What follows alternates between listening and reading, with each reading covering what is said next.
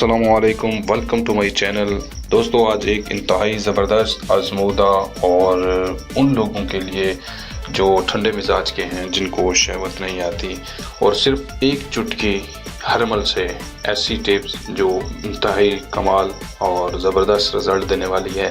خاص طور پر ان لوگوں کے لیے ہے جو ٹھنڈے مزاج کے ہیں، شہوت نہیں آتی، سختی نہیں آتی، ڈھیلے پن کے شکار ہیں، اور باقی طور پہ جسمانی طور پہ ٹھیک ہیں، ینگ ہیں،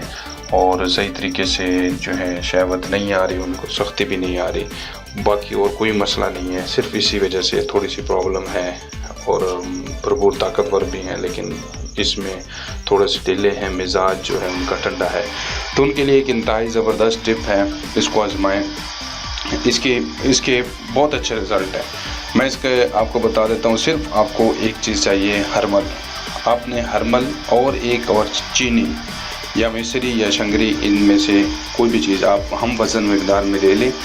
ہرمل کو آپ گرائنڈ کریں، اچھی طرح پاؤڈر بنائیں اس کا۔ جب یہ پاؤڈر بن جائے تو اس میں جو شنگری ہے، مصری ہے، وہ بھی گرائنڈ کر کے پاؤڈر بنا کے آپس میں مکس اپ کر دیں دونوں کو،